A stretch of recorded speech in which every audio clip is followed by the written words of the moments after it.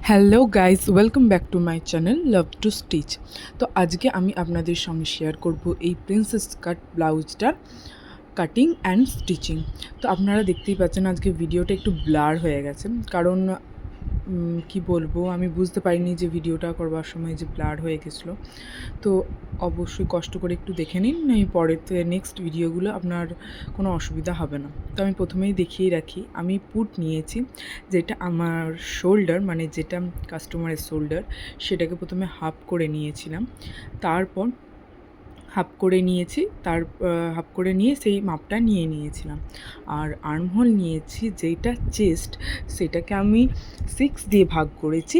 যদি আপনার প্যাক নেক হয়, মানে আমার পিছনটা প্যাক নেক আর সামনের ফ্রন্টটা হচ্ছে আমার একটু ডিপ, তার জন্য আমি 1 ইঞ্চি এক্সট্রা দিয়েছি।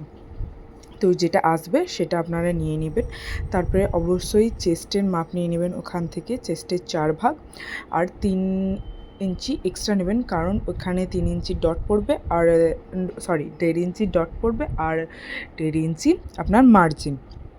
তারপর আপনার লেন্থ নিয়ে নেবেন, অবশ্যই যেটা লেন্থ থাকবে তার থেকে 1 ইঞ্চি এক্সট্রা নেবেন।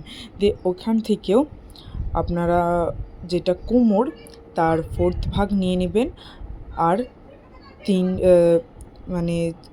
3 ইঞ্চি এক্সট্রা নেবেন, যে কারণ আমরা 3 ইঞ্চির ডট দেবো, আর 1.5 ইঞ্চি আপনাদের মার্জিন থাকবে যদি ভবিষ্যতে কম বা বড় মানে ছোট বড় করবার জন্য।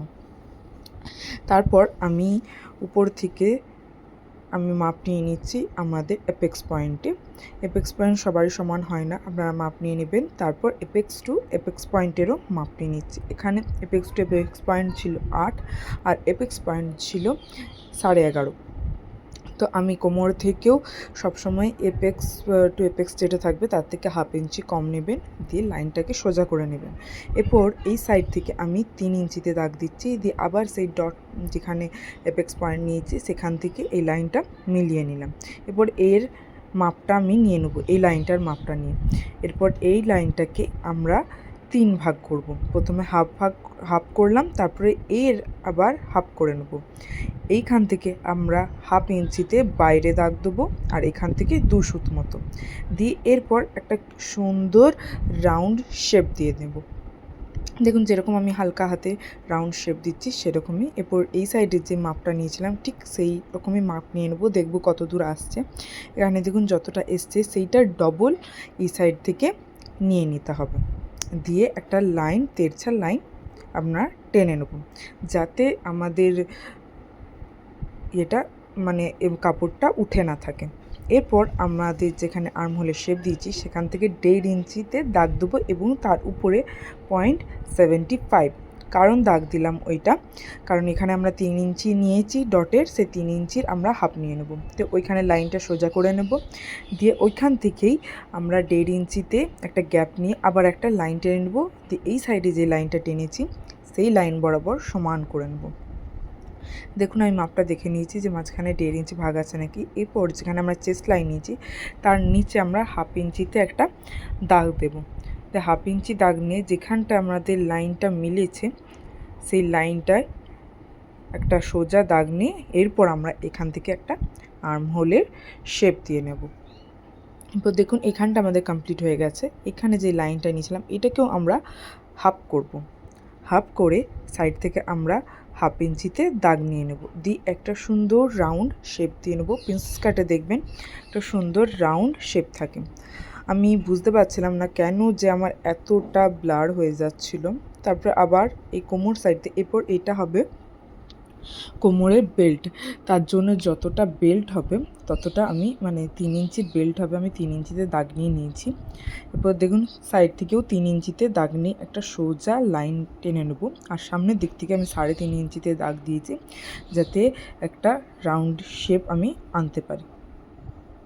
দেখুন 1/2 ইঞ্চিতে আমি উপরে দাগ দিলাম, দিয়ে একটা রাউন্ড শেপ দিয়ে নিলাম। দেখবেন বেল্টেতে এরকম একটা রাউন্ড শেপ থাকে।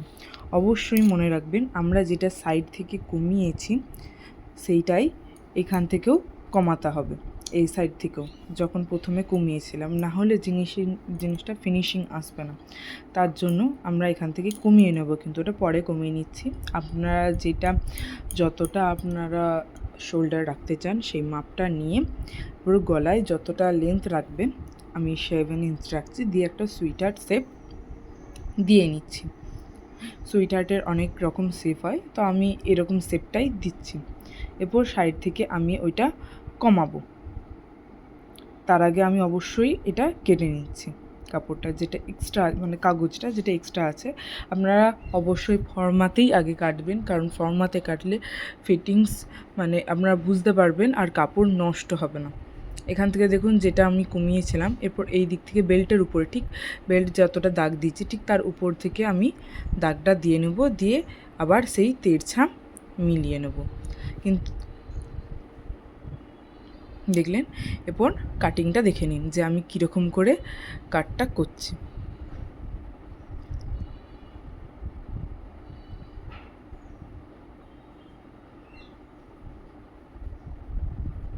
দেখুন আমি যেই 3 ইঞ্চি তাকে দাগ দিয়েছি সেই দাগটা আগে কেটে নিচ্ছি, তারপরে যেখানটা আমরা 1.5 ইঞ্চির গ্যাপ নিয়েছিলাম সেইটাকে আমি মুড়ে নিচ্ছি যাতে অনেকগুলো জয়েন্ট না পড়ে। এরপর আমি আর্ম হোলটা কেটে নিচ্ছি।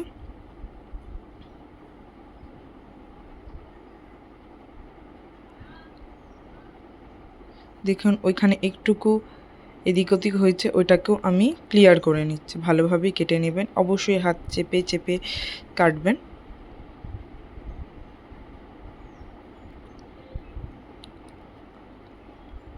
দিয়ে আমরা বেলটা কেটে নেব। দেখুন এরপর উপর থেকে আমরা 1 ইঞ্চি ডাউন করেছিলাম। আমি অবশ্যই আপনারা যদি একদম খুব ভালোভাবে ফুল টিউটোরিয়াল চান, তাহলে আমি অবশ্যই একটা ভালো ফুলফিল একটা টিউটোরিয়াল নিয়ে আসবো আপনাদের জন্য। এইটা আমার প্রবলেম হয়েছে, আমি পরে বুঝতে পারিনি, এখন বুঝতেই পারছেন। পুজোর অনেকটা চাপ আছে, তার জন্য যতটা সম্ভব ভিডিও করছি, আবার নিজের জন্য মানে এই কী বলে ব্লাউজও তৈরি করতে হচ্ছে অনেক, আবার ভিডিও করতে হচ্ছে, আবার এডিটিং তো আছেই। তো যেরকম আমি ফর্মা কেটেছি ঠিক সেই রকমভাবেই আমি কাপড়ে মানে অস্ত্রে আর মেন ফ্যাব্রিক কেটে নিয়েছি। এরপর দেখুন আমি মাপটা নিয়ে নেব, দিয়ে